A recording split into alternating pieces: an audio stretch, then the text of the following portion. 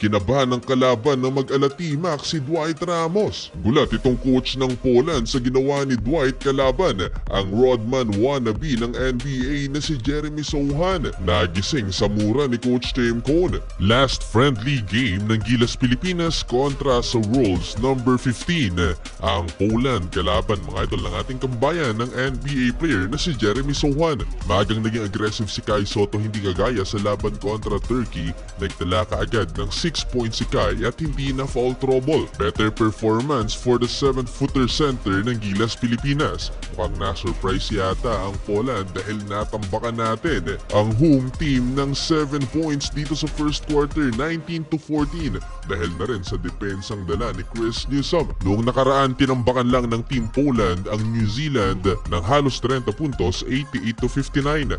Last 2 minutes ng opening frame mga idol, umabot pa ng 9 points ang lamang ng Gilas Pilipinas dahil sa back-to-back field goal ni Junmar Fajardo. 23-16 end of first quarter, so far impressive ang ipinakitang performance ng Gilas Pilipinas. Second quarter, nakipag-agawan ng bola sa sahig si Junmar Fajardo. Dito unti-unting nakat ang kalamangan ng Gilas Pilipinas. Dahil na rin dito kay Jeremy Sohan, pero nakasagot si Justin Brownlee and one play. Wild shot by JB pero napakahirap na dunk ang naging sagot dyan ni Rodman wannabe sa harapan ni JMF. Nagduelo ang NBA player at ang ating naturalized player na si Kabayan JB dito sa second quarter. Halfway mark na kukontrol pa ng Gilas Pilipinas ang laban pero pagsapit ng 4 na minuto bago magtapos ang second quarter, dito na nagsisimulang pumasok ang outside shooting ni Matthews Punitka. Dahil dyan, naitabla ng home team ang talaan. Kai Sotto nag-commit ng offensive foul. Napunta na tuloy sa kalaban ng momentum. Hindi nagustuhan ni Coach Tim Cone ang ginawa ni Kai Sotto. Last 1 minute lamang na ang kalaban. Dwight Ramos nakapagtala ng much needed 3-pointer pero si Kai Sotto ulit nag-commit ng turnover, offensive foul for Kai. End of first half lamang na ng tatlo ang Poland, 41-38. Third quarter, bahagyang lumambot ang depensa ng Gilas Pilipinas. Dito nakalamang ng 8 ang Poland at napatawag kagad ng timeout si Coach Tim Cone. Buti na lang talaga may Justin Brownlee na nasasandala ng Gilas Pilipinas kung kailangang umiskor ng kupunan.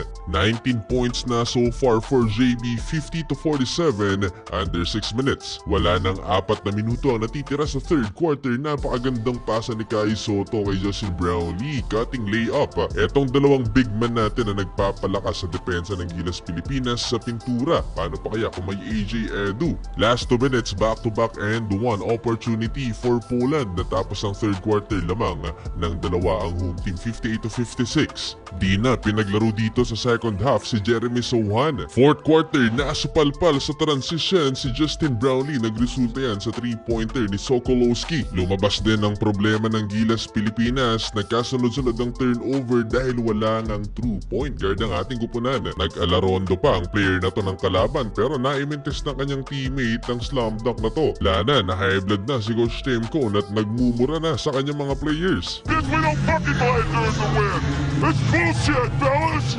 Tinamad kasi dito sa fourth quarter ang mga Pilipino mga idol kaya ganun na lamang ang galit ni Coach Tim Cone. Pagod na ang Gilas Pilipinas, etong si Justin Brownlee na lang din halos ang kumakana. Plus nagpaulan pa ng 3-pointers ang kalaban. Naubos ang gas ng Gilas Pilipinas, kinakapos lagi sa fourth quarter. Ayaw pang sumuko ni Justin Brownlee, buhay pa 3-pointer. Pero teka, mukhang may pag-asa pa ang Gilas Pilipinas dahil itong si Dwight Ramos mukhang nagising sa mura ni Coach Tim Cone. 4-point play opportunity pero naimintis ang bonus free throw. Grabe itong si Dwight Ramos sa crunch time, nag-alatimak mga idol, magkakasunod ang kanyang puntos at napa-take over para sa ating kupunan. Kinabahan to ng Poland at biglang napatawag ng timeout mga idol. Nagulat yung coach ng Poland kay Dwight mga idol pero sa huli kinapos ang Gilas Pilipinas. Natapos ang laban, 2 lang ang lamang ng kalaban, 82-80.